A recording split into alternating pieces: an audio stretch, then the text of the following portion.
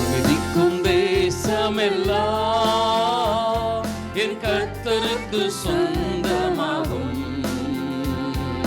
கண் பார்க்கும் பூமி எல்லாம் கல்வாரி கொடி பறக்கும். கால் மிதிக்கும் தேசமெல்லாம்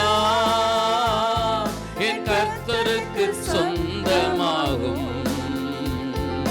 கண் பார்க்கும் பூமி எல்லாம் கல்வாரி கொடி பறக்கும். பறக்கட்டும் பறக்கட்டும் சிலுவையின் ஜெய கொடி. அல்லேலூயா. உயரட்டும் உயரட்டும் இயேசுவின் திருநாமம். அல்லேலூயா. பறக்கட்டும் பறக்கட்டும் சிலுவையின் ஜெய கொடி. அல்லேலூயா. உயரட்டும் உயரட்டும் இயேசுவின் திருநாமம். அல்லேலூயா. கால் மிதிக்கும் தேசமெல்லாம் என் கர்த்தருக்கு சொந்தமாகும். கண் பார்க்கும் பூமி எல்லாம் கல்வாரி கொடி பறக்கும். எழும்பட்டும் எழும்பட்டும் கிதியோனின் சேனைகள். அல்லேலூயா. முழங்கட்டும் முழங்கட்டும் இயேசுதான் வழி என்று. அல்லேலூயா. சொல்லுவோமா? எழும்பட்டும் எழும்பட்டும் கிதியோனின் சேனைகள். அல்லேலூயா. முழங்கட்டும் முழங்கட்டும் இயேசுதான் வழி என்று. அல்லேலூயா. கால் மிதிக்கும் தேசமெல்லாம் என் கர்த்தருக்கு சொந்தமாகும். கண் பார்க்கும் பூமி எல்லாம் கல்வாரி கொடி பறக்கும். செல்லட்டும் செல்லட்டும் ஜெபசேனை துதி சேனை. அல்லேலூயா. வெல்லட்டும் வெல்லட்டும் எதிரியின் எரிகோவை. அல்லேலூயா. செல்லட்டும் செல்லட்டும் ஜெபசேனை துதி சேனை. அல்லேலூயா. வெல்லட்டும் வெல்லட்டும் எதிரியின் எரிகோவை. அல்லேலூயா. கால் மிதிக்கும் தேசமெல்லாம் என் கர்த்தருக்கு சொந்தமாகும்.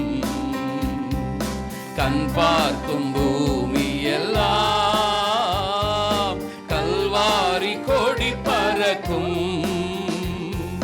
திறக்கட்டும் திறக்கட்டும் சுவிசேஷ வாசல்கள். அல்லேலூயா. வளரட்டும் வளரட்டும் அபிஷேக திருச்சபைகள். அல்லேலூயா. திறக்கட்டும் திறக்கட்டும் சுவிசேஷ வாசல்கள். அல்லேலூயா. வளரட்டும் வளரட்டும் அபிஷேக திருச்சபைகள். அல்லேலூயா. கால் மிதிக்கும் தேசமெல்லாம் என் கர்த்தருக்கு சொந்தமாகும். கண் பார்க்கும் பூமி எல்லாம் கல்வாரி கொடி பறக்கும். கால் மிதிக்கும் தேசமெல்லாம் என் கர்த்தருக்கு சொந்தமாகும். கண் பார்க்கும் பூமி எல்லாம் கல்வாரி கொடி பறக்கும். பிதாவாகிய தேவனாலும் கர்த்தராகிய இயேசு கிறிஸ்துவினாலும் கிருபையும் சமாதானமும் உண்டாவதாக. ஆமென். தேசம் விக்கிரகங்களால் நிறைந்து காணப்படுகிறது. பிதாவாகிய தேவனை, கர்த்தராகிய இயேசு கிறிஸ்துவை ஆராதிக்க வேண்டிய தேவ ஜனங்கள் பாகால்களுக்கு முன்பாக மண்டியிட்டு கிடக்கிறார்கள். தேசத்தையும் தேவ ஜனங்களையும் கர்த்தர் பக்கமாக திருப்ப வேண்டிய ராஜாக்கள் மிகப்பெரிய கோவில்களை கட்டி இருளின் அதிகாரத்தை தேசம் எங்கும் நிரப்பிக் கொண்டிருக்கிறார்கள். சாத்தான் நினைத்தான், இனி கர்த்தருக்கு தேசத்தில் இடமில்லை, தேவ மகிமை நிறைந்த ஆலயம் இனி வெறுமையாக காணப்படும், பரிசுத்தமாக இருக்கும்படி தெரிந்தெடுக்கப்பட்ட தேவ ஜனங்கள் இனி அசுத்தமான பாகாலுக்கு அடிமைப்பட்டு கிடப்பார்கள். மிகப்பெரிய வெற்றி கிடைத்து விட்டது என்று சாத்தான் கொக்கரித்து கொண்டிருந்தான். ஊழியக்காரர்களையும் தேவ ஜனங்களையும் வேட்டையாடும்படி அவன் மிகவும் துடிப்போடு கூட செயல்பட்டு கொண்டிருந்தான். ஆனால் நம்முடைய கர்த்தர் ஒருபோதும் தோற்று போகிறவர் அல்ல.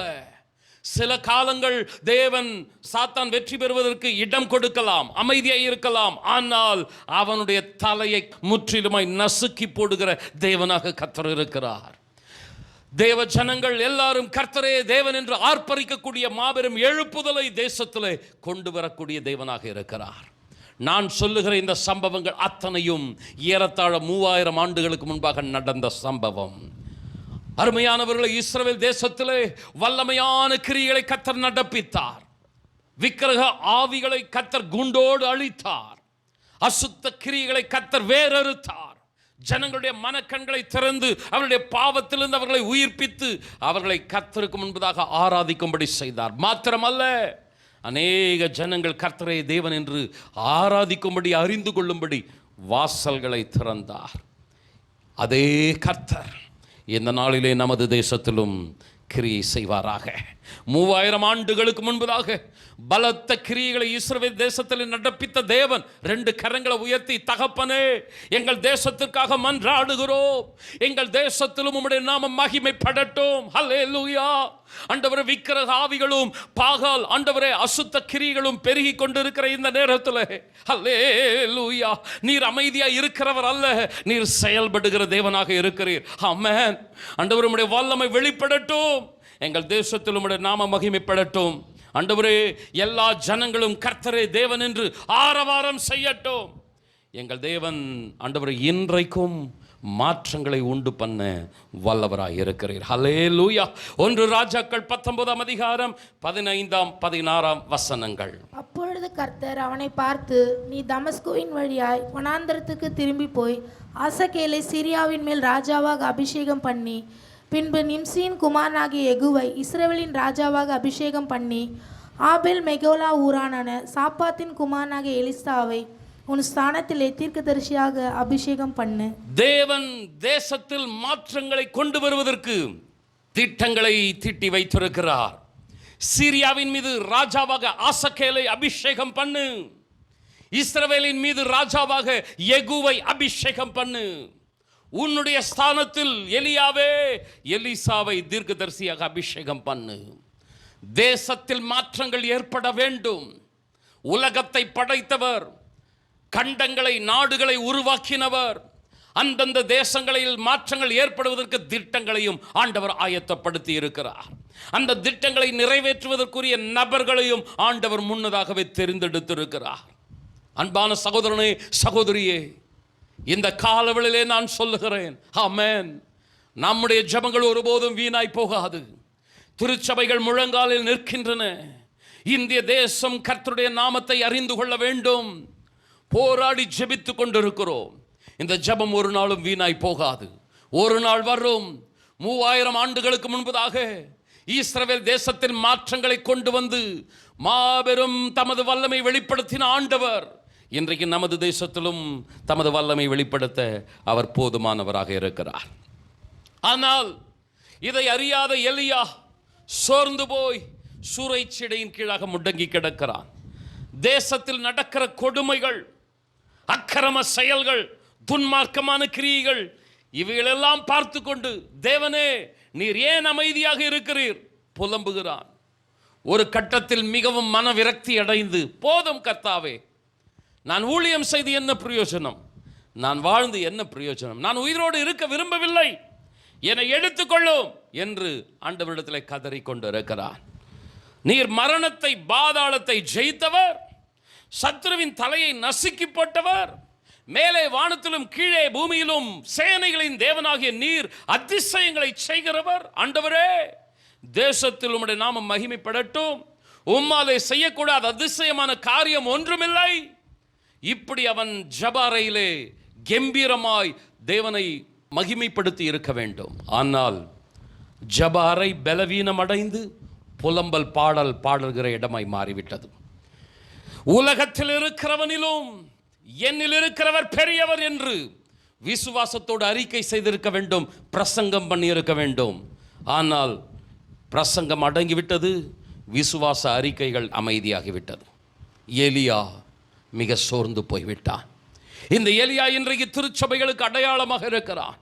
நமது தேசத்தில் நடக்கிற கொடுமைகள், அக்கிரமங்கள், துன்மார்க்கமான செயல்கள், விக்கிரக ஆவிகள், அதிகாரிகள் செய்கிறதான அட்டூழியங்கள், இவைகளை பார்த்து சபைகள் அடங்கிவிட்டன. உலகத்தில் இருக்கிறவனிலும் நம்மில் இருக்கிறவர் பெரியவர். எத்தனை பேர் ஆமென் சொல்லுகிறீர்கள்? ஹல்லேலூயா. ஆண்டவருக்கு மகிமை உண்டாகட்டும். அவர் சேனைகளின் தேவன், அவர் யெகோவா, மாறாத நித்தியமான தேவன். இன்றைக்கும் தம்முடைய வல்லமை வெளிப்படுத்த போதுமானவராய் இருக்கிறார். ஜெபத்திலே கம்பீரமாய் ஆண்டவரை மகிமைப்படுத்த வேண்டும். சோர்ந்து போகாதிருங்கள். திருச்சபையிலே ஜெபம் முடங்கி போய்விடக்கூடாது. ஆனால் எலியா அமைதியாகிவிட்டார். எலியாவை போலவே இன்னொரு தீர்க்கதரிசி, ஆபகுக் தீர்க்கதரிசி, தேசத்தில் நடக்கிற கொடுமைகளை எல்லாம் பார்த்து சகிக்க முடியாமல் ஆண்டவரை நோக்கி புலம்புகிறான். ஆபகுக் 1:13 தீமையை பார்க்க மாட்டாத சுத்த கண்ணனே, அநியாயத்தை நோக்கி கொண்டிருக்க மாட்டீரே, பின்னை துரோகிகளை நீர் நோக்கி கொண்டிருக்கிறது என்ன? துன்மார்க்கன் தன்னை பார்க்கிலும் நீதிமானை விழுங்கும் பொழுது நீர் மௌனமாய் இருக்கிறது என்ன? எலியாவின் காலத்தில் ஆகாப் ராஜா, ஆகாப் மனைவி ஏசபேலின் பொல்லாத ஆட்சி. ஆபகு காலத்தில் பாபிலோன் ராஜாக்களின் ஆட்சி. இந்த 2 ஆட்சி காலத்தையும் பார்க்கும் பொழுது துன்மார்க்கம் கட்டவிழ்க்கப்பட்டு விட்டது. தலைவிரித்து ஆடியது அநியாயங்கள், அக்கிரமங்கள். நீதியோ தள்ளாடி கொண்டிருக்கிறது. பொய்கள் இறக்கை கட்டி கொண்டு பறந்து கொண்டிருக்கிறது. சத்தியமோ மிகவும் பலவீனமாக தடுமாறி கொண்டிருக்கிறது. எலியா, ஆபகுக் தீர்க்கதரிசிகளால் நடைபெறுகிற காரியங்களை புரிந்து கொள்ள முடியவில்லை. தேவன் ஏன் மௌனமாய் இருக்கிறார்? ஏன் ஆண்டவர் அமைதியாய் இருக்கிறார்? மன விரக்தியில் ஆபகுக் புலம்புகிறான். எலியா போதும் ஆண்டவரை என்று மன்றாடுகிறான். ஆனால் எனக்கு அன்பான சகோதரனே, சகோதரியே, ஆபகுக் தீர்க்கதரிசியாக இருக்கட்டும், எலியா தீர்க்கதரிசியாக இருக்கட்டும், அவர்கள் சோர்ந்து போன நிலையிலே கர்த்தர் அப்படியே அவர்களை விட்டு விடவில்லை. எலியாவை தட்டி கொடுத்தார். எலியாவே, நீ எழு, போஜனம் பண்ணு, நான் வைத்திருக்கிற திட்டங்கள் ஏராளம் உண்டு, நீ எழும்பி பிரயாணம் பண்ணு, நீ போக வேண்டிய தூரம் வெகு தூரம். ஆபகுக் தீர்க்கதரிசியை தட்டி கொடுக்கிறார். காவலிலே காத்திருக்கிறான். ஆபகுக், விசுவாசத்தினால நீதிமான் பிழைப்பான். பின்வாங்கி போவானால் அவன் மேல் என் ஆத்மா பிரியமாயிராது. கர்த்தருக்கு காத்திரு, நிச்சயமாய் வரும். அவர் என்ன செய்ய நினைத்திருக்கிறாரோ அது தாமதித்தாலும் ஒரு நாள் நடந்தே தீரும். எலியா உற்சாகம் அடைந்தான். ஆபகுக் உற்சாகம் அடைந்தான். எழும்பி கர்த்தருடைய காரியங்களை செயல்படுவதற்காக துடிப்புடன் அவர்கள் புறப்பட ஆரம்பித்தார்கள். திருச்சபையே, இந்த நாளிலே நான் உங்கள் மத்தியிலே நான் பாரத்தோடு கூட ஆண்டவருடைய வார்த்தை வைக்கிறேன். அக்கிரம செயல்கள் நம்மை சுற்றிலும் நடந்து கொண்டு இருக்கலாம். துன்மார்க்கங்கள் கட்டவிழ்த்து விடப்பட்டு இருக்கலாம். பொய்கள் ஜெயிப்பது போல காட்சி அளிக்கலாம். நம்பி விடாதிருங்கள், சோர்ந்து போய் விடாதிருங்கள். ஒரு நாள் வரும், கர்த்தருடைய ஜெயக்கொடி தேசத்தில் பறக்கும். 3000 ஆண்டுகளுக்கு முன்பதாக இஸ்ரவேல் தேசத்தில் மகிமைப்பட்ட தேவன் நமது தேசத்திலும் மகிமைப்பட போகிறார். ஹல்லேலூயா. நம்முடைய ஜெபங்கள், நம்முடைய பிரயாசங்கள் ஒரு நாளும் வீணாய் போக கர்த்தர் விடவே மாட்டார். சத்தமா ஆமென் சொல்ல கேட்கிறேன். அன்பான சகோதரனே, அன்பான சகோதரியே, நான் இன்றைக்கு வாசித்த வசனத்துக்கு நேராய் நான் உங்களுடைய கவனத்தை திருப்புகிறேன். தேசத்தில் மாற்றங்கள் துவங்கட்டும், ஆண்டவருடைய நாமம் மகிமைப்படட்டும். எலியாவிடம் ஆண்டவர் 3 திட்டங்களை கொடுக்கிறார். சீரியா தேசத்தின் மீது ஆசகேலை ராஜாவாக அபிஷேகம் பண்ணு. இஸ்ரவேல் தேசத்தில் யெகூவை ராஜாவாக அபிஷேகம் பண்ணு. உன் ஸ்தானத்தில் எலிசாவை தீர்க்கதரிசியாக அபிஷேகம் பண்ணு. 3 திட்டங்களை ஆண்டவர் எலியாவுக்கு கொடுத்து, எலியாவே, நான் நித்தியமான திட்டங்களை உடையவராக இருக்கிறேன். ஒருபொழுதும் நான் தோற்று போகிறவர் அல்ல. இந்த தேசத்திற்காக நான் வைத்திருக்க என்னுடைய திட்டங்களும் ஒருபொழுதும் தோற்று போகாது. ஆண்டவர் எலியாவை தட்டி எழுப்பினார். ஜெபிக்கிற சபையை, ஆண்டவருக்காக பிரயாசப்படுகிற தேவ ஜனங்களை பார்த்து ஆண்டவர் சொல்லுகிறார், இத்தனை விக்கிரகங்கள், இத்தனை அக்கிரமங்கள், இத்தனை பொல்லாத துன்மார்க்க செயல்கள் தேசத்தில் பெருகினாலும் என் திட்டங்கள், இந்த தேசத்திற்காக நான் வைத்திருக்கிறதான என்னுடைய எல்லா திட்டங்கள் ஒரு நாளும் தோற்று போகாது. திருச்சபையே, நீ எழும்பி காரியத்தை நடப்பி, நான் உங்களுடனே கூட இருக்கிறேன். கொஞ்சம் கரங்களை உயர்த்தி, தகப்பனே, அன்றைக்கு எலியாவை தட்டி கொடுத்தீர், ஆபகுக்கை தட்டி கொடுத்தீர். அவர்கள் எழும்பி கிரியைகளை நடப்பித்ததினால் விக்கிரக ஆவிகளுக்கு ஒரு முடிவு உண்டானது. துன்மார்க்கமான அக்கிரமான செயல்களுக்கு ஒரு ஆண்டவரே முட்டுக்கட்டை போடப்பட்டது. உம்முடைய வல்லமை மறுபடியும் தேசத்தில் உண்டானது. சபைகளிலே, தேவ ஜனங்களுடைய வாழ்க்கையிலே ஒரு உயிர் மீட்சி உண்டானது. 2 கரங்களை உயர்த்தி, தகப்பனே, எங்கள் தேசத்திலே ஆதி அப்போஸ்தல காலத்தில் காணப்பட்ட எழுப்புதலை நீர் கட்டளையிடுவீராக. திரள் ஜனங்கள் ஆண்டவரே உம்மை அறிந்து கொள்ளட்டும், உம்முடைய நாமம் மகிமைப்படட்டும். கர்த்தரே தேவன் என்று ஆண்டவரே 3000 ஆண்டுகளுக்கு முன்பதாக ஆர்ப்பரித்த அந்த சத்தம் எங்கள் தேசத்திலும் தொனிக்கட்டும். சத்தமா ஆமென் சொல்ல கேட்கிறேன். ஆண்டவருடைய நாமம் மகிமைப்படட்டும். நான் இந்த 3 காரியங்களை நான் வேகமாய் உங்கள் மத்தியிலே வைக்கிறேன். கர்த்தருக்கு ஸ்தோத்திரம். ஆசகேல், தேவன் ஆசகேலை சீரியா தேசத்திற்கு ராஜாவாக ஏற்படுத்துகிறார். இந்த சீரியா தேசம் இஸ்ரவேல் தேசத்திற்கு அருகில் உள்ள ஒரு தேசம். கர்த்தருக்கு ஸ்தோத்திரம். ஆண்டவர் இஸ்ரவேலை ஆளுகிற தேசத்தை குறித்து மாத்திரம் கவனம் எடுக்கிறவர் அல்ல, மற்ற நாடுகளையும் ஆளுகிற தேசங்களை குறித்து, அந்த ராஜாக்களை குறித்து ஆண்டவர் கவனம் எடுக்கிறவராக இருக்கிறார். காரணம் என்ன? நீங்கள் வேதாகமத்தை நல்லா ஆராய்ந்து பார்க்கிறவர்களாக இருந்தால் நான் சொல்லுகிற காரணங்கள் டக்குன்னு நீங்கள் புரிந்து கொள்வீர்கள். சில ராஜாக்கள் அடுத்த தேசத்தில் உள்ள ராஜாக்களும் இவர்கள் ஆளுகை செய்ய வேண்டும் என்று தேவன் ஏற்படுத்துகிறார். தம்முடைய தேசம் இஸ்ரவேல் தேசத்திற்கும் இன்னவர் ராஜாவாக வர வேண்டும் என்று ஆண்டவர் ஏற்படுத்துகிறார். இந்த திட்டங்களில் நீங்கள் கவனித்து பார்ப்பீர்கள் என்றால், இஸ்ரவேல் தேசத்திற்கு வருகிற ராஜாக்கள் நிமித்தமாய் தேச மக்கள் ஆசீர்வதிக்கப்படுகிறார்கள். அந்நிய தேசத்திற்கு வருகிற ராஜாக்கள் நிமித்தமாய் இஸ்ரவேல் ஜனங்கள் சில நேரம் பாடுகள், உபத்திரவங்களின் வழியாய் கடந்து போகிறார்கள். ஏன்? ஆண்டவர் சீரியாவின் மீது ஆசகேலை ராஜாவாக அபிஷேகம் பண்ணு, தேவ ஜனங்களை பரிசுத்தப்படுத்த வேண்டும், பாவத்தில் விழுந்திருக்கிற ஜனங்கள் தேவன் பக்கமாய் திரும்ப வேண்டும், சோர்ந்து போய் உடைந்து போய் இருக்கிற மக்களுடைய வாழ்க்கையில ஒரு உயிர் மீட்சி உண்டாக வேண்டும்.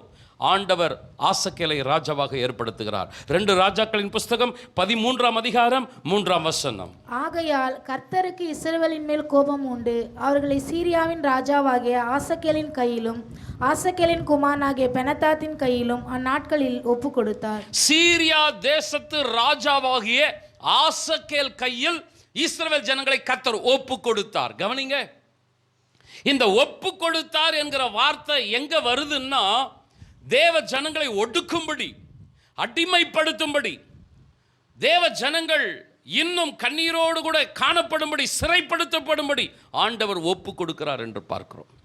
ஆசகேல் கையில் தேவ ஜனங்களை கர்த்தர் ஒப்பு கொடுத்தாராம். ஏன் ஒப்பு கொடுத்தார்? நீங்கள் பார்த்தீங்கன்னா இந்த 13ஆம் அதிகாரம் நீங்கள் தொடர்ந்து கவனித்து பார்த்தீங்கன்னா, ஆசகேல் இஸ்ரவேல் ஜனங்களை ஒடுக்கினான். அவனது காலத்தில் தேவ ஜனங்கள் மிகவும் சிறுமைப்படுத்தப்பட்டார்கள். சகோதரனே, சகோதரியே, எப்பொழுதெல்லாம் தேவ ஜனங்கள் பாவம் செய்கிறார்களோ, தேவனை மறந்து பாகால்களை வழிபடுகிறார்களோ, அப்பொழுதெல்லாம் கர்த்தர் அந்நிய நாட்டு ராஜாக்கள் கையிலே தேவ ஜனங்களை ஒப்பு கொடுத்து விடுவார். அந்த அந்நிய நாட்டு ராஜாக்கள் தேவ ஜனங்களை ஒடுக்குவார்கள், சிறுமைப்படுத்துவார்கள், உபத்திரவப்படுத்துவார்கள், அடிமைப்படுத்துவார்கள். அது நிமித்தம் இஸ்ரவேல் ஜனங்கள் மனம் திரும்பி தங்களுடைய பொல்லாத வழிகளை எல்லாம் விட்டு தேவனை நோக்கி கூப்பிடுவார்கள். ஆண்டவரே, ஒரு விஷயங்களுக்கு மன்னியும், இந்த அடிமைத்தனத்திலிருந்து எங்களை விடுதலை செய்யும். உடனே ஆண்டவர் என்ன செய்வார்? மனம் இறங்கி ஒரு இரட்சகனை, ஒரு நியாயாதிபதி ஏற்படுத்தி அவர்களை அடிமைத்தனத்திலிருந்து விடுவிப்பார். நீங்கள் நியாயாதிபதிகள் புஸ்தகத்தை வாசித்து பார்த்தீங்கன்னா அடிக்கடியாக இந்த சம்பவம் இருக்கும். உதாரணத்துக்கு ஒரு சம்பவத்தை நான் வைக்க விருப்பப்படுகிறேன். நியாயாதிபதிகளின் புஸ்தகம் 3ஆம் அதிகாரம் 7ஆம் 8ஆம் வசனங்கள். இப்படி இஸ்ரவேல் புத்திரர் கர்த்தரின் பார்வைக்கு பொல்லாப்பானதை செய்து தங்கள் தேவனாகிய கர்த்தரை மறந்து பாகால்களையும் தோப்பு விக்கிரகங்களையும் சேவிக்கிற பொழுது கர்த்தர் இஸ்ரவேலின் மேல் கோபம் உண்டவராகி அவர்களை மெசபத்தோமியாவின் ராஜாவாகிய கூஷான் ரிதாமின் கையில் ஒற்று போட்டார். இப்படியே இஸ்ரவேல் புத்திரர் கூஷான் ரிஷதாயிமை 8 வருஷம் சேவித்தார்கள். இது போன்ற வசனங்கள் நியாயாதிபதிகள் புஸ்தகத்தில் அடிக்கடியாய் வருகிறது. ஒவ்வொரு முறையும் இஸ்ரவேல் ஜனங்கள் பாவம் செய்யும் பொழுது ஆண்டவர் என்ன செய்கிறார்? மீதியானியர் கையிலே, அமலேக்கியர் கையிலே, பெலிஸ்தியர் கையிலே ஆண்டவர் ஒப்பு கொடுக்கிறார், விற்று போட்டு விடுகிறார். அப்படி என்றால் என்ன அர்த்தம்? தேவ ஜனங்கள் துன்பப்பட, சிறுமைப்பட, பாடுபட ஆண்டவர் ஒப்பு கொடுத்து விடுகிறார். இது நிமித்தம் அவர்கள் என்ன செய்கிறார்கள்? தங்களை தாழ்த்தி தேவனிடத்தில் அர்ப்பணிக்கிறார்கள், மனம் திரும்புகிறார்கள். ஆண்டவரே, நாங்கள் செய்தது தவறு என்பதை உணர்ந்து அறிக்கையிடுகிறார்கள். மனம் திரும்புதல் உண்டாக வேண்டும், பரிசுத்தம் உண்டாக வேண்டும். தேசத்தில் மாற்றங்களை உண்டு பண்ணுவதற்கு ஆசகேலை கர்த்தர் ராஜாவாக ஏற்படுத்துகிறார். அன்பான சகோதரனை, சகோதரியே, ஆண்டவருடைய நாம மகிமைப்படட்டும். ஆசகேல் சீரியாவின் மீது ராஜாவாகிறதுக்கு காரணம் என்னவென்றால், இஸ்ரவேல் தேசத்தை ஆகாபும் ஏசபேலும் ஆட்சி செய்யும் பொழுது கர்த்தரே தேவன் என்கிற சத்தியத்தை தள்ளிவிட்டு பாகால் கோயில்களை எழுப்பினார். ஏசபேலும் ஆகாபும் சேர்ந்து. ஏசபேல் திட்டமிட்டால் ஆகாப் அதுக்கு துணை போனான். ஜனங்கள் என்ன செய்திருக்க வேண்டும்? நீ எந்த கோயிலை கட்டினால் என்ன, கர்த்தரே தேவன், அவரை தவிர வேறொரு தேவனை நாங்கள் ஆராதிக்க மாட்டோம் சொல்லி இருக்க வேண்டும். ஆனால் பாகால்களுக்கு போய் வழிபட ஆரம்பித்தார்கள், தேவனை விட்டு விலக ஆரம்பித்தார்கள். ஆண்டவர் பார்த்தார், ஆசகேலை ராஜாவாக ஏற்படுத்தி இந்த ஜனங்களை அவன் கையிலே ஒப்பு கொடுத்தார். சீரியா ராஜாவாகிய ஆசகேல் இஸ்ரவேல் ஜனங்களை ஒடுக்கும் பொழுது அவர்கள் தங்களுடைய புத்தியை தெளிவித்துக் கொண்டு ஆண்டவரை நோக்கி பார்த்தார்கள்.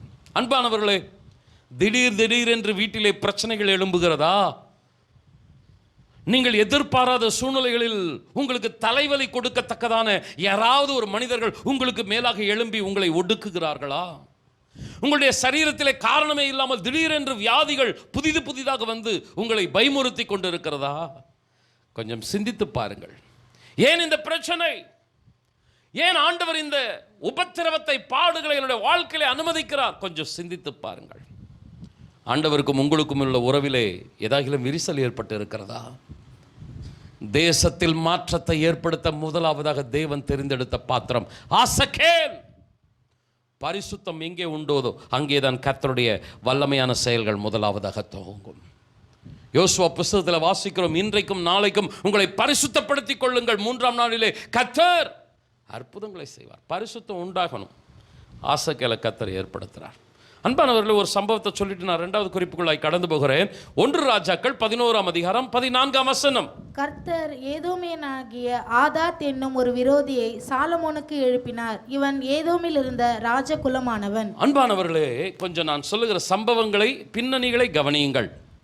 சாலமோனின் ஆட்சி காலம் மிகுந்த சமாதானம் நிறைந்த ஆட்சி காலம். நீங்க பார்த்தீங்கன்னா, சவுலுடைய ராஜ்ய காலத்தில் யுத்தங்கள் நடந்தது. தாவீது ராஜ்ய பாரங்காலத்தில் யுத்தங்கள் நடந்தது. ஆனால் நீங்கள் சாலமோன் காலத்தை பார்த்தீங்கன்னா யுத்தமே நடக்கவில்லை. சாலமோனின் காலம் ஒரு சமாதானமான காலம், மிகுந்த ஒரு அமைதி, மிகுந்த ஒரு சமாதானம். ஆண்டவர் தேவனுடைய ஆலயத்தை கட்டுவதற்கும் பல காரியங்களை தேவனுக்காக செய்வதற்கும் ஒரு இலகுவான கால அவகாசத்தை சாலமோனுக்கு ஏற்படுத்தி கொடுத்தார். ஆனால் சாலமோன் அந்த நல்ல சூழ்நிலையை பயன்படுத்தி கர்த்தருக்கு இன்னும் மகிமையாக வாழ்ந்திருக்கணும். ஆனால் அவன் என்ன செய்கிறான்? தனக்கென்று ஏராளமான பெண்களை படைக்கிறான். அந்த பெண்கள் அவனை விக்கிரக வழிபாட்டுக்குள் இழுத்து செல்லுகிறார்கள். அசுத்தமான பாவம் அவனை பின்மாற்றத்துக்கு இழுத்து செல்லுகிறது. சாலமோன் பின்வாங்கி போய் பாகால்களை, விக்கிரகங்களை சேவிக்கிறவனாய் மாறினான். தகப்பனாகிய தாவீது உத்தமனாய் கர்த்தனை சேவித்தவன். மகன் சாலமோன் அசுத்தமான பாவத்தில் ஈடுபட்டான். ஆண்டவர் என்ன செய்தார்? அவனுக்கு விரோதியை எழுப்பினார். ஆதாத் என்னும் ஒரு விரோதி எழுப்பினார். அதே அதிகாரத்தில் 23ஆம் வசனத்தை பார்த்தீங்கன்னா, எலியாதாவின் குமாரனாகிய ரேசோன் என்னும் வேறொரு விரோதியை தேவன் எழுப்பினார். சாலமோனை சுற்றிலும் விரோதியை கர்த்தர் எழுப்புறார். ஆதாத்தை எழுப்புகிறார், ரேசோனை எழுப்புகிறார். பிரச்சனையே இல்லாத நாட்கள், சமாதானமான காலங்கள். அவனுடைய வாழ்க்கை, அவனுடைய ராஜ்யம் ரொம்ப ஸ்மூத்தா போயிட்டு இருந்துச்சு. ஆனா அவன் செய்த பாவம், தேவனை விட்டு விலகின வாழ்க்கை, விரோதிகளை கர்த்தர் எழுப்பினார். அன்பான சகோதரனை சகோதரியே, தேவன் உங்களுக்கு விரோதமான சூழ்நிலைகளை ஏன் ஏற்படுத்துகிறார்? வேதம் சொல்லுகிறது, ஒருவனுடைய வழிகள் கர்த்தருக்கு பிரியமாக இருந்தால் அவனுடைய சத்துருக்களும் அவனுடைய சமாதானமாக போகும்படி கர்த்தர் செய்வார். சத்துரு இருக்கிறான், ஆனா சத்துரு உங்க கூட சண்டை போட மாட்டான், சமாதானமா போவான். எப்படி? உன்னுடைய வழி கர்த்தருக்கு பிரியமா இருந்தா. அதே சமயம் உன்னுடைய வழி கர்த்தருக்கு கோபம் ஊட்டுகிறதா இருந்தால், எப்படி இஸ்ரவேல் ஜனங்களை ஆசகேல் கையில் ஒப்பு கொடுத்தாரோ, சாலமோனுக்கு விரோதமாய் விரோதிகளை எழுப்பினாரோ, உங்களுக்கும் கர்த்தர் பிரச்சனைகளை ஏற்படுத்துவார். அவருடைய நோக்கம் என்ன? உங்களை அழிக்கணும், உங்களை நிர்மூலமாக்கணும். அது அல்ல. ஆசகேலை ஏற்படுத்துவதற்கு காரணம், இப்படி ரேசோன், ஆதாத் இவர்களெல்லாம் விரோதத்தில் எழுப்புறதுக்கு காரணம் மனம் திரும்பணும், நம்முடைய பாவத்தை உணரணும். ஆண்டவரே, நான் செய்தது தவறு என்று உணர்ந்து அவரிடத்தில் நம்மை அர்ப்பணித்து விட வேண்டும். சாலமோன் மனம் திரும்பினானா? மனம் திரும்பினான். அவன் மனம் திரும்பின பின்பு எழுதின புஸ்தகங்கள் நீதிமொழிகள் மற்றும் பிரசங்கி. இந்த நீதிமொழிகள் மற்றும் பிரசங்கியை படித்து பாருங்க. உங்களுடைய வாழ்க்கையில் நீங்கள் என்ன பண்ணுவீங்க? விட வேண்டியவர்களை விட்டு ஆண்டவருக்கு என்ன அர்ப்பணிச்சிருவீங்க. கர்த்தருக்கு ஸ்தோத்திரம். பெற்றோர்கள் பிள்ளைகளுக்கு கற்றுக் கொடுப்பார்கள், தினந்தோறும் நீதிமொழிகளை வாசியுங்கள். பிரசங்கியின் புஸ்தகத்தை பார்த்தீங்கன்னா, முதிர்ந்த வயதில் அவன் இந்த உலகம் எல்லாமே மாயை, தேவனுக்காக வாழ்வது ஒன்றே ஆசீர்வாதமானது என்று அந்த அதிகாரத்தை, புத்தகத்தை முடிக்கிறான். அன்பானவர்களே, சாலமோன் மனம் திரும்பினான், விரோதிகளை எழுப்பினார் கர்த்தர். அவனை அழிக்க அல்ல, அவனை மனம் திரும்ப செய்ய. ஆசகேலை கர்த்தர் ராஜாவாக ஏற்படுத்தினார், இஸ்ரவேல் ஜனங்களை மனம் திரும்ப செய்ய, தேசத்தில் பரிசுத்தமான மாற்றத்தை ஏற்படுத்த. அன்பானவர்களே, கர்த்தர் உங்களோடு கூட என்னோடு கூட இருப்பாராக. நீங்களோ நானோ தவறே செய்யாமல் ஒரே ஒழுங்காய் 100% அப்படியே பர்ஃபெக்டாக வாழ்வோம், சொல்லவே முடியாது. சுயம் மாம்சம் ஒட்டிகிட்டு இருக்குது. அப்படி இப்படி நம்முடைய கால்கள் அப்படி இப்படி நழுவும், தவறும். கர்த்தர் விட மாட்டார், சிட்சிப்பார். எத்தனை பேர் ஆமேன்னு சொல்கிறீங்க? அப்படியே கொஞ்சம் கொஞ்சமாக லைட்டாக தட்டும் போதே நம்ம என்ன பண்ணிடணும்? மனம் திரும்பிடணும். விரோதியை எழுப்புற வரைக்கும் நம்ம விட்டுறக்கூடாது. ஆண்டவர் என்ன பண்ணுவார்? அப்படியே தட்டுவார், மனசாட்சியில் உறுத்துவார், சின்ன சின்ன சிக்ஷைகளை கொடுப்பார். ஆண்டவரே, நான் தப்பு பண்ணிட்டேன்பா, நான் உங்களுக்காக வாழ்வோம் வந்துடணும். தொடர்ந்து துணிகரமாக வாழ்ந்தா விரோதிகளை எழுப்பிடுவார். இன்னும் ஒரு பயம் உறுத்துகிற, நடுங்க செய்கிற ஒரு வசனத்தை வைக்கிறேன். இந்த வசனத்தை வாசிக்கும் போதே எனக்கு பயமாக இருக்கிறது. கர்த்தர் உங்களோடு கூட இருப்பாராக. ஏசாயாவின் புஸ்தகம் 63ஆம் அதிகாரம் 10ஆம் வசனம். அவர்களோ கலகம் பண்ணி அவருடைய பரிசுத்த ஆவியை விசனப்படுத்தினார்கள். அதனால் அவர் அவர்களுக்கு சத்துருவாய் மாறி அவரே அவர்களுக்கு விரோதமாய் யுத்தம் பண்ணி. கர்த்தரே தேவ ஜனங்களுக்கு சத்துருவாய் எழும்பி தேவ ஜனங்களுக்கு விரோதமாய் யுத்தம் பண்ணுகிறார். எவ்வளோ கடினமான காரியம். அன்பானவர்களே, நமக்கு எதிரி இருக்கிறான் பாருங்க. விரோதின்னு ஒருத்தர் இருப்பான். எல்லாருக்கும் யாராவது விரோதி, எதிரி இருப்பான். அவன் நமக்கு விரோதமாக எழும்பி ஏதாவது பேசினான்னா, ஏதாவது செஞ்சான்னா, அவன் அப்படி தான் போய் செய்வான் அப்படின்னு நம்ம என்ன பண்ணுவோம்? ரொம்பவும் அதை ரொம்ப போட்டு உலட்டிருக்க மாட்டோம். அப்படி தான் அவன், சரி, அவனை ஃபேஸ் பண்ணிக்கலாம். ஆனால் நம்ம கூடவே பழகிருந்து, நம்ம கூடவே எல்லாத்துலேயும் பங்கெடுத்து, நமக்கு விரோதமாக எழும்புறான் பாருங்க, முதுகலை குத்துறான் பாருங்க, தாங்கவே முடியாதுங்க. துடிச்சு போயிடுவோங்க. அப்படியே தூக்கமும் வராது, வாழ்க்கையே வேதனையாக இருக்கும். கூட பழகி நம்பி எல்லாத்துக்கும் ஒத்தாசையாக இருந்து நமக்கு விரோதமாக எழும்புனா நம்மால் ஏற்றுக்கொள்ள முடியுமா? புலம்பி தள்ளும். கர்த்தர் நமக்கு எப்படிப்பட்டவராக இருக்க வேண்டும்? ஆபத்து காலத்தில் அனுகூலமான துணையாக இருக்க வேண்டும். ஆனால் வேதம் சொல்லுகிறது, ஆபத்து காலத்தில் அவரே சத்துருவாக நமக்கு விரோதமாக எழும்பி வருவார். எவ்வளோ கடினமான வார்த்தை. பிரதர் அண்ட் சிஸ்டர், நான் ஆசகேல் சப்ஜெக்டை கொஞ்சம் விராவரியாக வைக்கிறேன். எகு எலிசா ஷார்ட்டாக தான் வைக்கிறேன். ஏன்னா நம்ம ஆண்டவர் மாற்றங்களை ஏற்படுத்துவதற்கு முதல்ல நம்மை ஆண்டவர் தொட விரும்புகிறார். ஆண்டவருக்கு மகிமை உண்டாகட்டும். இதே ஏசாயா புஸ்தகத்தில் ஒரு அருமையான வசனம் இருக்கிறது. வெள்ளம் போல சத்துரு வரும்பொழுது கர்த்தருடைய ஆவியானவர் என்ன செய்கிறாராம்? அவனுக்கு விரோதமாய் ஜெயக்கொடி ஏற்றுகிறாராம். சத்துரு வெள்ளம் போல வரும்போது கர்த்தர் நம்ம பக்கத்தில் இருக்கணும். அந்த சாத்தானுக்கு விரோதமாக ஆண்டவர் ஜெயக்கொடி ஏற்றணும். எத்தனை பேர் ஆமேன்னு சொல்றீங்க?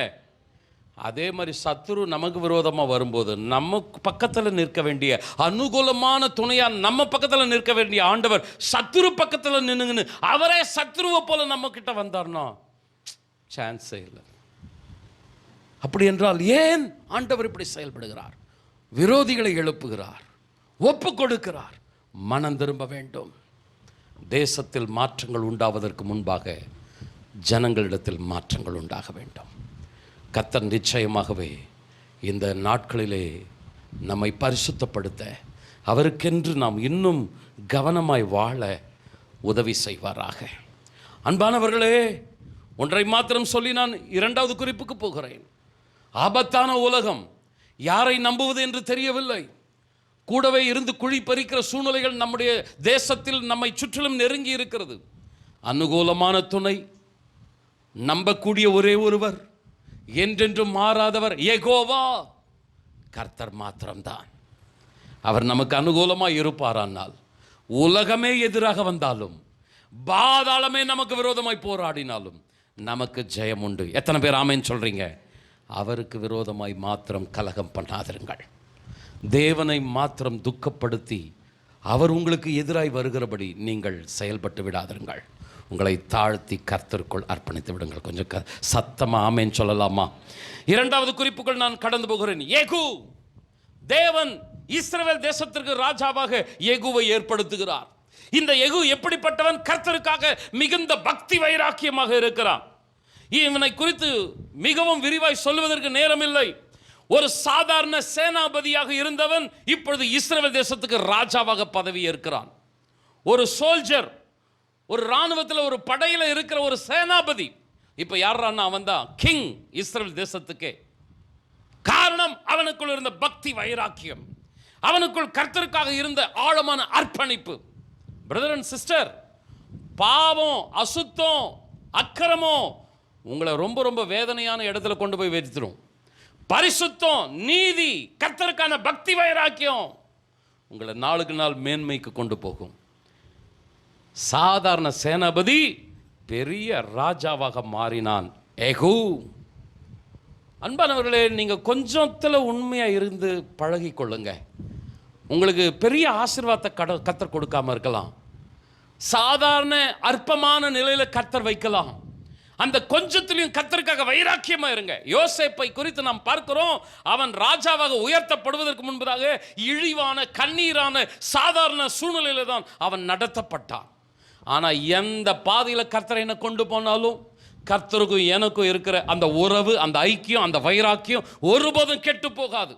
வைராக்கியமாக இருந்தான் யோசேப்பு. என்ன நடந்தது? எல்லாரும் அவனுக்கு விரோதமாக எழும்பி நின்னாங்க. உதவி செய்ய வேண்டியவங்க தூக்கி யோசேப்பை கொண்டு போய் ராஜாவுக்கு முன்னாடி நிறுத்த வேண்டியவங்க மறந்துட்டாங்க. ஆனால் கர்த்தர் மறக்கலை. உன்னுடைய பரிசுத்தம், உன்னுடைய உத்தமும், உன்னுடைய நீதி நிறைந்த வாழ்க்கை உன்னை உயர்த்துவதற்கு கர்த்தர் எப்படியாவது செயல்பட வைத்து விடும். அன்பான சகோதரனை, சகோதரியே, உண்மையாக இருங்க, வைராக்கியமாக இருங்க.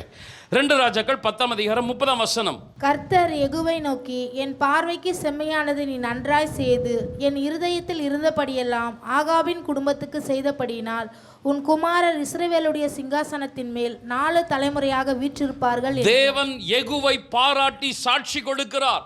நீ என் பார்வைக்கு செம்மையானதை செய்தாய், என் இருதயத்தில் இருந்தபடியெல்லாம் நீ கிரியை செய்தாய். எவ்வளோ ஒரு அருமையான சாட்சி பாருங்களேன். உங்களையும் என்னையும் குறித்து நம்ம வீட்டில் இருக்கிறவங்க சாட்சி சொல்லலாம், சபையில் இருக்கிறவங்க சாட்சி சொல்லலாம். சில நேரம் நம்ம சாட்சி சொல்கிறதுல கூட சுயம் ஓட்டிகிட்டு இருக்கோம். தப்பு கூட நம்ம செஞ்சுருப்போம். ஆனாலும் என்ன பண்ணுவோம்? தப்பெல்லாம் மறைச்சி சாட்சியாக கூட சொல்லுவோம், அப்படி இப்படி அப்படின்னு. ஆனால் தேவன் அப்படிப்பட்டவர் அல்ல, முகஸ்துதி பண்ணுறவரே அல்ல தேவன்.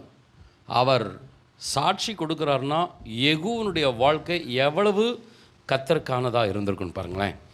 நீ என் பார்வைக்கு செம்மையானதை நன்னா செஞ்ச, என் இருதயத்தில் இருக்கிறபடியெல்லாம் நீ செயல்படுத்தினான். எவ்வளோ அருமையான சாட்சி!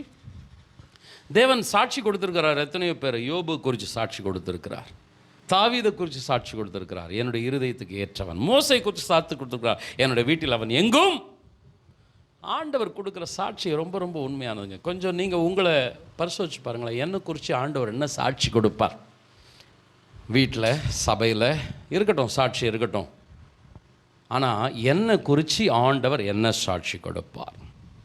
தேவன் சாட்சி கொடுக்கக்கூடிய அளவுக்கு உத்தமமான பாத்திரமாக ஏகு இருக்கிறான். அதனால தான் தேசத்தில் ஒரு மாபெரும் மாற்றத்தை ஏற்படுத்துவதற்கு சாதாரண சேனாபதியாக இருந்த இவனை கர்த்தர் ராஜாவாக கொண்டு போகிறார். ஆடுகளுக்கு பின்னாடி அலைந்து கொண்டிருந்த தாவீதை ஆண்டவர் ராஜாவாக வைத்தார். ஆண்டவர் சிலரை சிம்பிளான எளிமையான இடத்துலேருந்து மேன்மையான இடத்துக்கு கொண்டு போய் வைத்தார்னா நீங்கள் அவருடைய வாழ்க்கையை பரிசோதித்து பாருங்க. அவங்களுடைய வாழ்க்கையில் காணப்பட்ட பரிசுத்தம், வைராக்கியம், பொறாமப்படுறதுல அர்த்தம் கிடையாது. நேற்று வந்துட்டான், இன்னைக்கு இப்படி ஆயிட்டானே, நம்ம இத்தனை வருஷம் இருக்கிறோம், நம்ம ஒன்றும் வரலையே. பாரு, செக் அவுட் பண்ணிப்பாரு. கர்த்தருக்கும் உனக்கும் இருக்கிற அந்த வைராக்கியத்தை பாரு, பரிசுத்தத்தை செக் பண்ணிப்பாரு.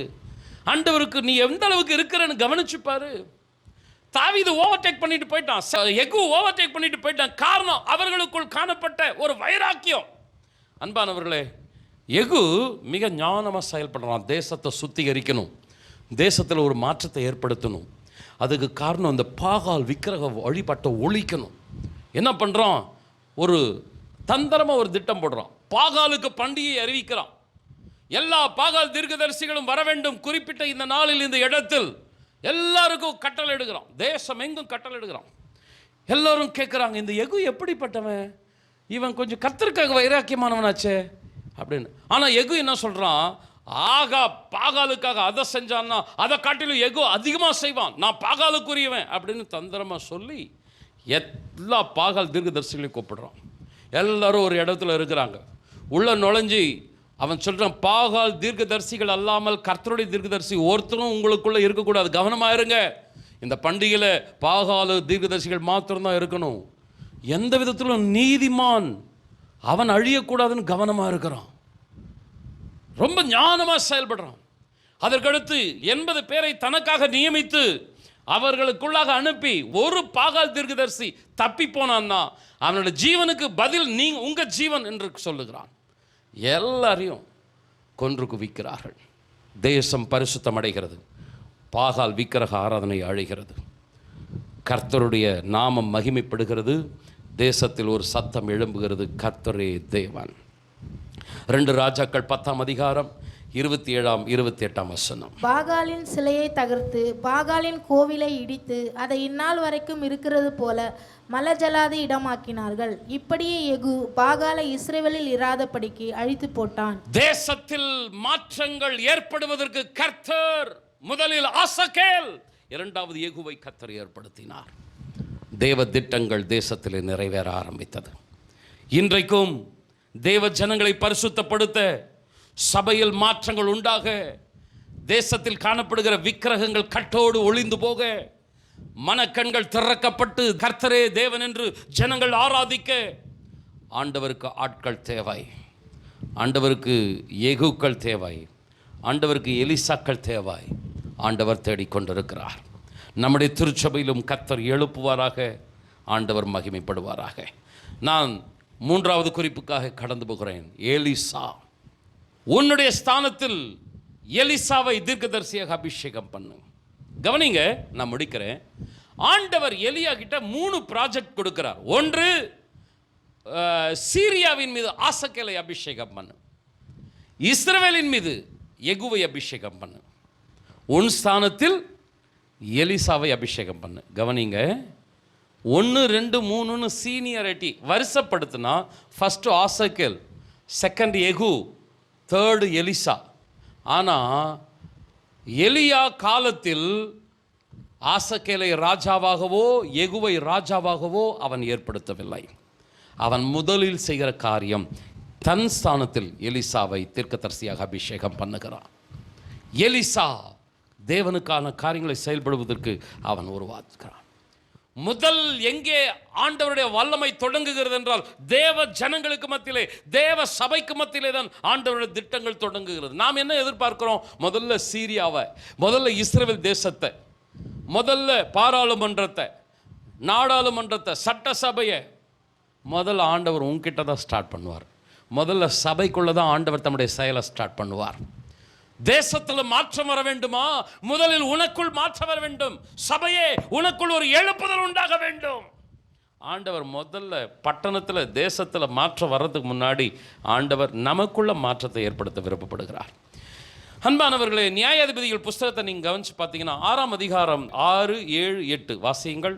இப்படி மீதியானியராலே இஸ்ரவேலர் மிகவும் சிறுமைப்பட்டார்கள். அப்பொழுது இஸ்ரவேல் புத்திரர் கர்த்தரை நோக்கி முறையிட்டார்கள். இஸ்ரவேல் புத்திரர் மீதியானர் நிமித்தம் கர்த்தரை நோக்கி முறையிட்ட பொழுது கர்த்தர் ஒரு தீர்க்கதரிசியை அவர்களிடத்திற்கு அனுப்பினார். மீதியானியராலே இஸ்ரவேல் ஜனங்கள் மிகவும் சிறுமைப்படுத்தப்படுகிறார்கள். அப்ப தேவனை நோக்கி முறையிடுறாங்க, ஆண்டவரே எங்களுக்கு விடுதலையை தாரும், நாங்கள் இந்த மீதியானியர்கள் கையிலிருந்து விடுவிக்கப்பட வேண்டும், யாரையாகிலும் நியாயாதிபதியை இரட்சகனை நீர் எழுப்பும். ஆண்டவர் முதல்ல யார் அனுப்புகிறார்? ஒரு தீர்க்கதரிசி அனுப்புகிறார். எதுக்கு தீர்க்கதரிசி அனுப்புகிறார்? முதல்ல தீர்க்கதரிசி வந்து அவங்களுடைய பாவத்தை சுட்டி காட்டி அவங்கள மனம் திரும்ப செய்கிறான். ஃபர்ஸ்ட் ஆக்ட், தேவனுடைய முதல் கிரியை எங்க தொடங்குகிறதுன்னா தேவ ஜனங்கள் மத்தியில தான் தொடங்குது. இஸ்ரவேல் ஜனங்கள் நினைச்சாங்க அந்த மீதியானிய ராஜாவை ஆண்டவர் இப்போ தொட போகிறார். முதல்ல ஆண்டவர் தொட்டது சபையை, முதல்ல ஆண்டவர் தொட்டது தேவ ஜனத்தை. பிரதர் சிஸ்டர்ஸ், உங்களுக்கு விரோதி இருக்கலாம், உங்களுக்கு சத்து இருக்கலாம், உங்களுக்கு தலைவலி கொடுக்கிறவன் இருக்கலாம், உங்களுக்கு பிரச்சனை உண்டு பண்றவங்க இருக்கலாம். நீங்க ஜெபம் பண்ணிட்டு இருக்கிறீங்க, ஆண்டவரே அவனை தொட்டும், ஆண்டவரே அவனை சந்தி, ஆண்டவரே அவனை ஆண்டவர் ரெண்டாவதாக தான் சந்திப்பார். முதல்ல ஆண்டவர் உங்களை தான் சந்திக்கணும். உங்களை மாற்றிட்ட பின்னாடி தான் ஆண்டவர் ரெண்டாவது இடம் எடுப்பார். எலியா கையில் 3 ப்ராஜெக்ட், ஆசகேல், யெகூ, எலிசா. ஆனால் எலிசா முதல்ல செயல்படுத்துனது என்னன்னா தேவனுடைய காரியத்தை முதல்ல செயல்படுத்தினான். அன்பானவர்களே, நம்முடைய தேசத்திலும் தேவன் திருச்சபைகளை பரிசுத்தப்படுத்த, தேவ ஜனங்களை உருவாக்க எதிரடையான சூழ்நிலைகளை அனுமதிக்கிறார். அரசாங்கத்திலும் அதிகாரிகள் மட்டத்திலும் மீதியானியர்கள், அமலேக்கியர்கள், பெலிஸ்தியர்கள் இப்படிப்பட்டவர்களை கர்த்தர் எழுப்புவதற்கு காரணம் தேவ ஜனங்கள் மனம் திரும்ப வேண்டும். சபைகள் வேறுபாடுகளை மறந்து ஒன்று திரண்டு தேவ சமூகத்தை நோக்கி ஜெபிக்க வேண்டும். ஒரு எழுப்புதல் தேசத்தில் உண்டாவதற்கு முதல் திருச்சபையில் மாற்றங்கள் உண்டாக வேண்டும். தேவனது முதல் எதிர்பார்ப்பு, முதல் கிருபை திருச்சபையில் தொடங்குகிறது. இன்னொரு முக்கியமான வசனத்தை வைத்து நான் முடிக்கிறேன். 1 பேதுரு 4ஆம் அதிகாரம் 17ஆம் வசனம். நியாய தீர்ப்பு தேவனுடைய வீட்டிலே துவங்கும் காலமாக இருக்கிறது. முந்தி நம்மிடத்திலே அது துவங்கினால் தேவனுடைய சுவிசேஷத்திற்கு கீழ்ப்படியாதவர்களின் முடிவு என்னமாயிருக்கும். முதலில் நியாய தீர்ப்பு எங்கே துவங்குகிறது? தேவனுடைய வீட்டிலே துவங்குகிறது. உலகத்தை நியாய தீர்ப்பதுதான் தேவ திட்டம். பாவிகளை, அக்கிரமக்காரர்களை, தேவனுடைய வார்த்தைக்கு கீழ்ப்படியாதவர்களை, துன்மார்க்கரை தண்டிப்பதுதான் தேவனுடைய திட்டம். ஆனால் நியாய தீர்ப்பை தேவன் முதலில் எங்கே தொடங்குகிறார்? தேவனுடைய வீட்டிலே தொடங்குகிறார். எழுப்புதலாக இருக்கட்டும், நியாய தீர்ப்பாக இருக்கட்டும், முதல் தேவனுடைய கண் பார்வை சபையின் மீது, தேவ ஜனங்களின் மீது. அதுக்கடுத்துதான் பாவிகள் மீது, சத்தியத்துக்கு கீழ்ப்படியாதவர்கள் மீது, பக்தி இல்லாதவர்கள் மீது. அன்பான சகோதரனை, சபைகள் புடமிடுதலின் பாதைகளுக்குள்ளாய் கடந்து போய் கொண்டு இருக்கிறது. சபைகளில், சபையின் பதவிகளில், நாற்காலிகளில் பாவிகள், அக்கிரமக்காரர்கள், துன்மார்க்கர்கள் அமர்ந்து கொண்டு இருக்கிறார்கள். தேவன் ஆசகேலை எழுப்புகிறார். ஆதாத் இப்படிப்பட்ட விரோதிகளை எழுப்புகிறார். ஏன்? பதர்கள் அகற்றப்பட வேண்டும், கோதுமை மணிகள் களஞ்சியத்தில் சேர்க்கப்பட வேண்டும். சபைகளை கர்த்தர் உருவாக்கி கொண்டிருக்கிறார். ஆண்டவர் சீக்கிரமாய் வரப்போகிறார். அந்த நாளில் பதர்கள் எல்லாம் அகற்றப்பட்டு போகும். தேவனுடைய ராஜ்யத்துக்கு பதர்கள் வராது, கோதுமை மணிகள் தான் சேர்க்கப்படும். எனக்கு அன்பான சகோதரனை, சகோதரியே, ஆண்டவர் புடமிட்டு கொண்டிருக்கிறார். ஆயத்தமாகும். தேசத்தில் மாற்றங்கள் துவங்குகிறது. தேசத்தில் துவங்குவதற்கு முன்பதாக சபையில் மாற்றங்களை கர்த்தர் ஏற்படுத்துகிறார். நமது இந்திய தேசத்தில் கர்த்தர் பெரிய காரியங்களை செய்ய ஆண்டவர் வல்லவராயிருக்கிறார். ஒன்றை சொல்லி நான் முடிக்கிறேன். எலியாவிடம் ஆண்டவர் 3 திட்டங்களை கொடுத்தார். ஆசகேல், யெகூ, எலிசா. எலியா 2 திட்டங்களை செயல்படுத்தல, எலிசாவை மாத்திரம்தான் செயல்படுத்தினான். ஆசகேல், யெகூ அவனால் முடியல. அவனுடைய காலத்தில் காலம் அவனுக்கு கைகூடி வரவில்லை, சூழ்நிலைகள் அனுகூலமாக இல்லை, ஆதலால் அவனால் செயல்பட முடியவில்லை. ஆதலால் அந்த திட்டம் தோல்வியில் முடிந்ததா? இல்லை. எலியா பரலோகத்திற்கு ஏறி செல்வதற்கு முன்பதாக அந்த திட்டத்தை எலிசாவின் கையிலே கொடுக்கிறான். எலிசாவே, தேவ திட்டத்தை நீ நிறைவேற்ற வேண்டும். ஆசகேலை சீரியாவின் மீது அபிஷேகம் பண்ணு, இஸ்ரவேல் தேசத்தின் மீது யெகூவை அபிஷேகம் பண்ணு. தேசம் இப்படியே இருக்க போகிறதில்லை, திருச்சபைகள் இப்படி இருக்க போகிறதில்லை. ஒரு மாற்றம் தேசத்தில் உண்டாக போகிறது. எத்தனை பேர் ஆமேன் சொல்லுகிறீர்கள்? எலிசா தேவ நோக்கத்தை பிசராமல் அழகாய் நிறைவேற்றி முடித்தார்.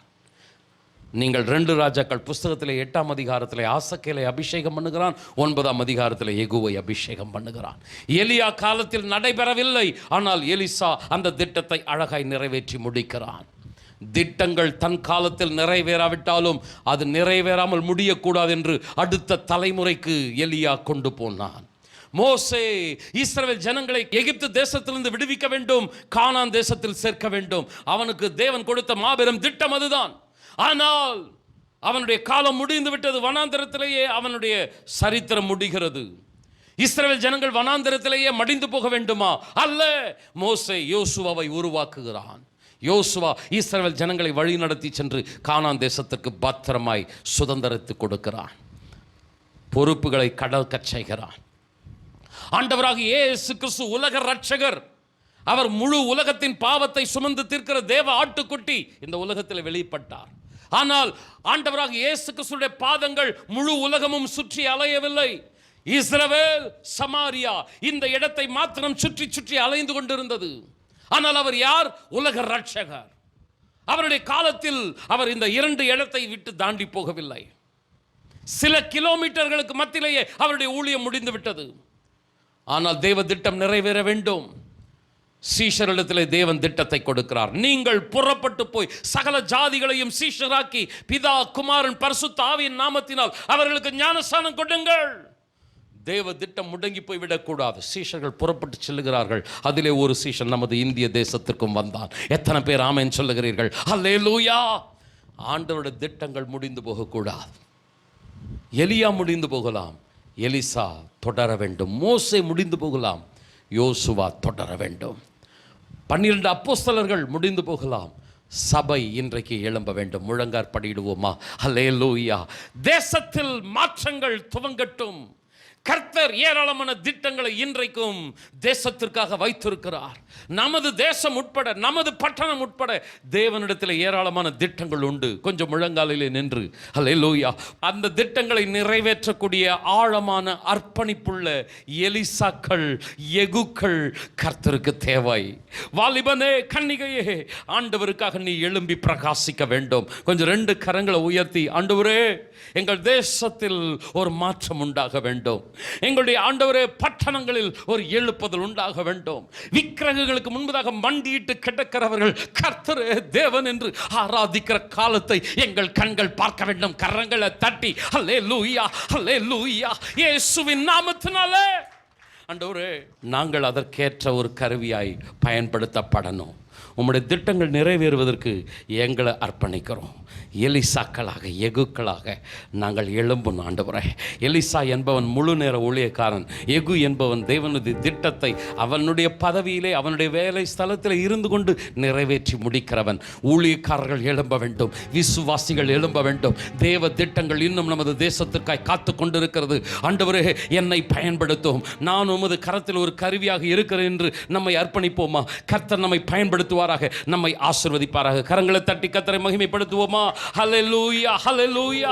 அவர் எலியா, எலிசா மூலம் அற்புதம் செய்தார். இந்த நாளில் எங்கள் மூலம் நிச்சயம் சொல்லுவோம். அவர் எலியா, எலிசா மூலம் அற்புதம் செய்தார். இந்நாளில் எங்கள் மூலம் நிச்சயம் செய்வார். எத்தனையோ நோய்கள் அத்தனையும் போக்கும். எத்தனையோ நோய்கள் அத்தனையும் போக்கும். இயேசுவின் இரத்தத்தாலே ஜெயம் பெறுவோம். நாம் இயேசுவின் இரத்தத்தாலே ஜெயம் பெறுவோம். பொன்னான இயேசுவை, புண்ணியனல் நேசரை கொண்டு செல்வோம் பூலோகமெங்கும். அவர் ஒன்றே வழி என்றே கூறுவோம். இயேசுவை, புண்ணியனல் நேசரை கொண்டு செல்வோம் பூலோகமெங்கும். கூறுவோம். கரங்களை நல்லா தட்டி கர்த்தரை மகிமைப்படுத்துவோமா? ஹalleluya, ஹalleluya. திருச்சபையை எதிர்பார்ப்போடு காத்திரு. தேசத்தில் மாற்றங்கள் துவங்கிவிட்டது. முதலில் நமது சபையில், நமது குடும்பத்தில் தொடங்கட்டும். நம்மை தாழ்த்தி அர்ப்பணிப்போம். தேவனுக்கும் நமக்குமான அந்த உறவில் ஆழமாய் நம்மை புதுப்பித்துக் கொள்வோம். நிச்சயமாய் தேவ திட்டங்கள் நம் மூலமாய் பிசகாமல் நிறைவேறி தீரும். தேவனது நாமம் தேசத்தில் மகிமைப்படும். கர்த்தர் நம்மை ஆசீர்வதிப்பாராக. சகோதரர் விக்னேஷ் நம்மை இறுதி ஜெபத்தில் நடத்துவார்கள். எங்கள் அன்பின் ஆண்டவரே, இந்த அருமையான ஆண்டவரே நாளிற்காக நாங்கள் நன்றி செலுத்துகிறோம்.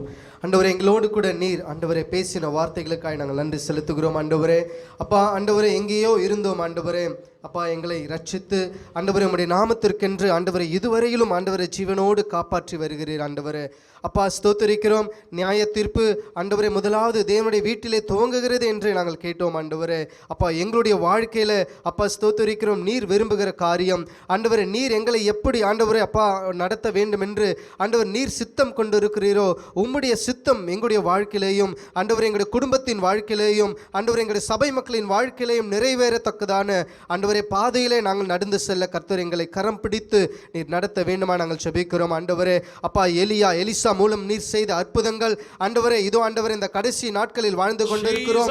எங்கள் மூலமாய் ஆண்டவரே, எங்களுடைய ஜனங்கள் மூலமாய் ஆண்டவரே, எங்களுடைய பிள்ளைகள் மூலமாய் ஆண்டவரே அப்பா வருகிற நாட்களில் கர்த்தர் நீர் செய்ய வேண்டுமா நாங்கள் ஜெபிக்கிறோம். ஆண்டவரே தாழ்த்தி உமது கரத்தில் ஒப்பு கொடுக்கிறோம். ஆண்டவரே உம்மோடு கூட இருக்கிற உறவிலே ஆண்டவரே எந்த விதத்திலும் நாங்கள் ஆண்டவரே அப்பா ஸ்தோத்திரிக்கிறோம், பாதிப்பு அடைந்து விடவே கூடாது. ஆண்டவரே அப்படி பாதிப்பு செய்கிற பாவங்களை கடிந்து அப்புறப்படுத்தி நாங்கள் ஜெபிக்கிறோம். ஆண்டவரே எங்களை பரிசுத்தப்படுத்தும். ஆண்டவரே அப்பா எங்களை தகுதிப்படுத்தும். ஆண்டவரே அப்பா தேசத்திற்காக எடுத்து எங்களை பயன்படுத்த வேண்டுமா நாங்கள் ஜெபிக்கிறோம். ஆண்டவரே பரிசுத்தமாய் ஜீவித்து உம்முடைய ராஜ்யத்தின் சுவிசேஷத்தை ஆண்டவரே அப்பா தேசமெங்கும் சொல்ல ஆண்டவரே கர்த்தர் கிருபை தர வேண்டுமா நாங்கள் ஜெபிக்கிறோம். ஆண்டவரே நாங்கள் தெரிந்து கொண்ட உம்மை ஆண்டவரே, எங்களை ஆண்டவரே தெரிந்து கொண்ட ஜனங்களுக்கும் எங்களுடைய நண்பர்களுக்கும் எங்களுடைய உறவினர்களுக்கும் நாங்கள் எடுத்துரைக்க கர்த்தர் கிருபை தர வேண்டுமா நாங்கள் ஜெபிக்கிறோம். ஆண்டவரே இனி காலம் செல்லாத ஆண்டவரே, வருகிற நாட்கள் மிகவும் கொடூரமான நாட்கள். ஆண்டவரே உம்முடைய வருகையை நாங்கள் எதிர்நோக்கி வேகமாய் சென்று கொண்டு இருக்கிறோம். தேவன் தாமே தேசத்தில் ஆண்டவரே அப்பா ரட்சிப்பை கட்டளிட வேண்டுமா நாங்கள் ஜெபிக்கிறோம். அதற்கு எங்களை தகுதிப்படுத்துங்க ஆண்டவரே, எங்களை ஒழுங்குபடுத்துங்க அப்பா. நீர் விரும்புகிறபடி ஆண்டவரே எங்களை நீர் நடத்த வேண்டுமா நாங்கள் ஜெபிக்கிறோம். உமோடு கூட உறவாட, உமோடு கூட ஆண்டவரே ஜெபத்திலே தரித்திருக்க, துதியிலே தரித்திருக்க கர்த்தர் உதவி செய்ய வேண்டுமா நாங்கள் ஜெபிக்கிறோம். வந்த யாவருக்கும் உம்முடைய ஆசீர்வாதம் தங்கி இருக்கட்டும். ஆண்டவரே துதி கன மகிமையாம் ஒருவருக்கே செலுத்துகிறோம். இயேசுவின் மூலம் ஜெபிக்கிறோம் நல்ல பிதாவே, ஆமென். என் ஆத்துமாவே கர்த்தரை ஸ்தோத்திரி, என் முழு உள்ளமே பரிசுத்த நாமத்தை ஸ்தோத்திரி. என் ஆத்துமாவே கர்த்தரையே ஸ்தோத்திரி. கர்த்தர் செய்த சகல உபகாரங்களை மறவாதே. ஆமென். நம்முடைய கர்த்தராகிய இயேசு கிறிஸ்துவின் கிருபையும் பிதாவாகிய தேவனது அன்பும் பரிசுத்த ஆவியானவருடைய அற்புதமான வழி நடத்துதலும் நம் அனைவரோடு கூட என்றென்றும் தங்கியிருப்பதாக. ஆமென். Praise the Lord. கர்த்தர் உங்களை ஆசீர்வதிப்பாராக.